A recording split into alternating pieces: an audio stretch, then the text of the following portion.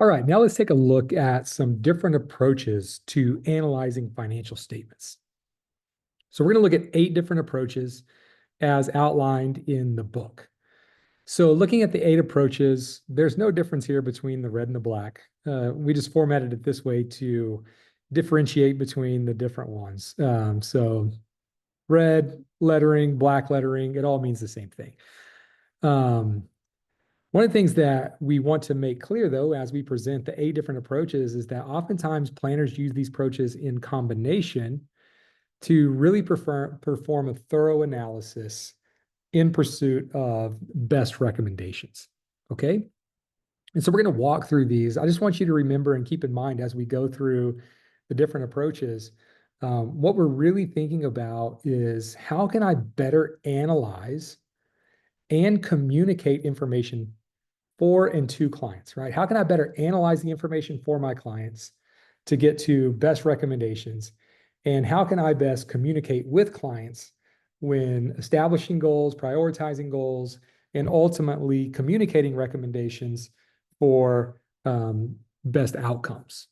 Okay, so in this first video, we're going to go through a few of these different approaches, and then we'll follow up with an additional video that rounds everything out. So the first approach I want to talk about is the life cycle approach. Okay, so basically what the life cycle approach says is that people's goals and priorities are going to be based on the phase of the life cycle that they're currently in. Okay, now there's a couple of different ways that we can look at this that we're going to discuss as part of this video.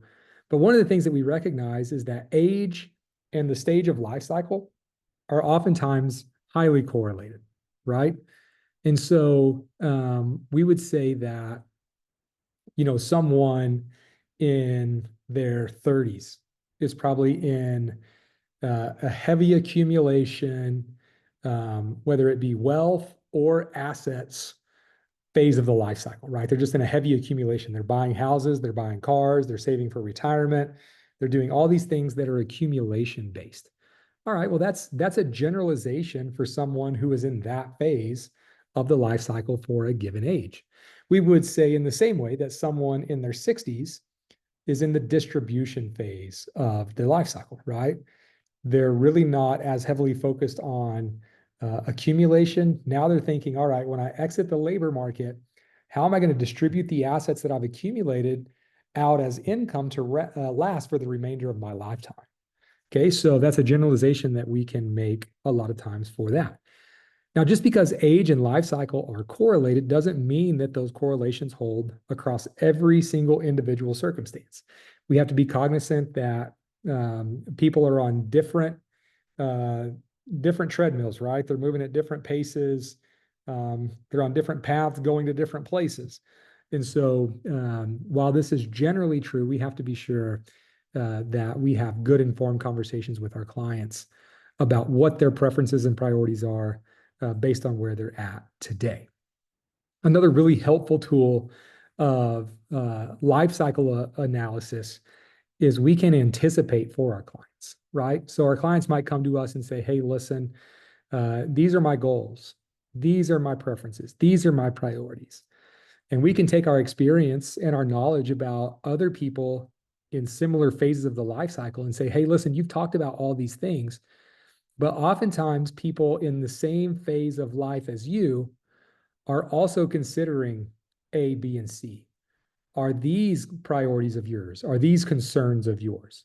Right? And the client might say, oh, I didn't even think about those things. But now that you bring it up, yeah, those are definitely something that I would like to take a closer look at as part of the planning process. And so this is a great way to have informed, thoughtful conversations as well. Okay. So I kind of got ahead of myself on the slide. A lot of the things that I was just talking about are related to the bullet points that just showed up. Okay, so we're going to look at the first method of evaluating life cycle by looking at the most common way of defining the different phases, right? And the 3 phases are accumulation, conservation, and distribution. One of the things that you'll notice here is that the age ranges for the different phases are quite broad, which means that there's a lot of overlap between the different phases of the life cycle. But obviously, accumulation is something that lasts for a long period of time. Even conservation is something that might heavily overlap with distribution. Okay, so as someone gets into their 50s, for example, they might be thinking, in the next 10 years, I want to retire.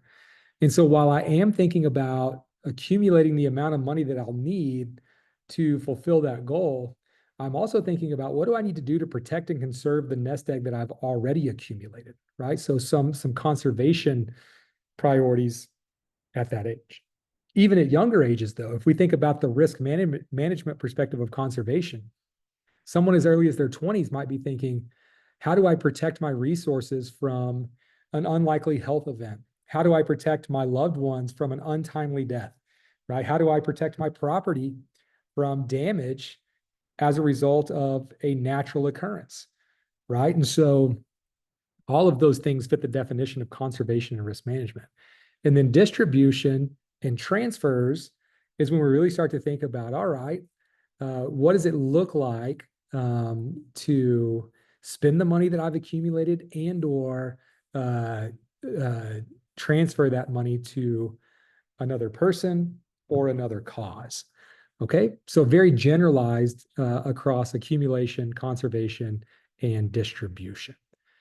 A different way of looking at this is to break the life cycle up into more micro level subgroups.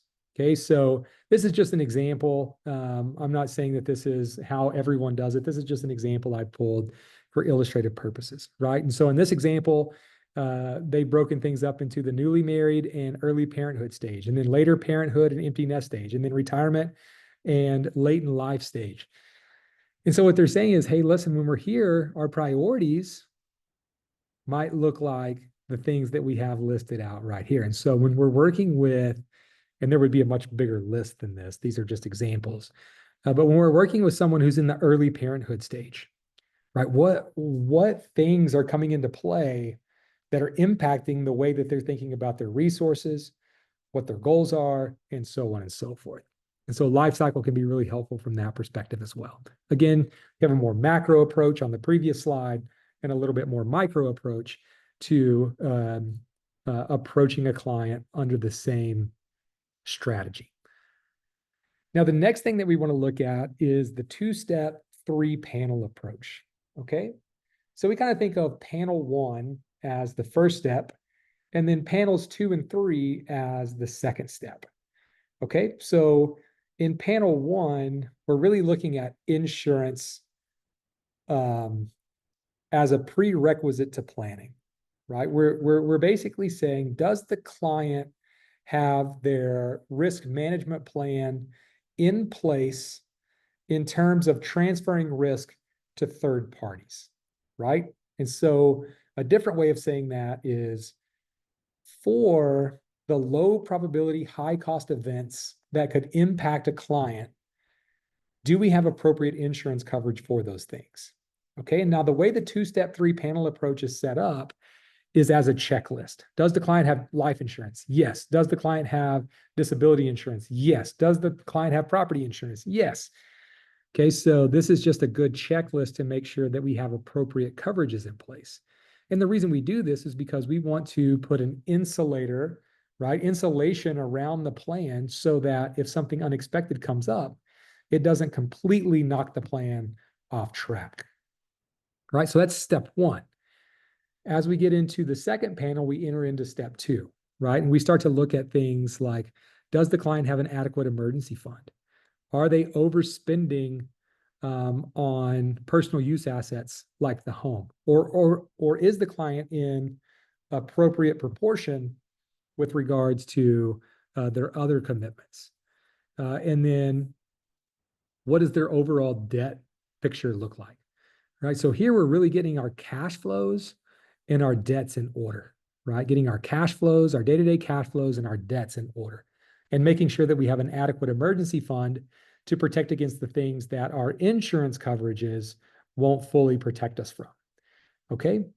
Now, steps 1 and 2, or panels 1 and 2, are something that planners oftentimes refer to as planning prerequisites, right? And then in panel 3, we get into the things that we more commonly associate with financial planning, right? saving for major goals, education funding, uh, estate planning and tax planning, right? These are the financial planning topics that we oftentimes think about. But what the two-step, three-panel approach says is, hey, listen, we got to get our risk management plan in place. We got to make sure that our planning prerequisites are in order so that our plan is viable and protected, so that when we get to the more planning intensive topics, we can do so with as little risk exposure possible and stay on plan even in the presence of unlikely, unfortunate events. All right, so that concludes the video on those approaches to financial planning and financial statement analysis.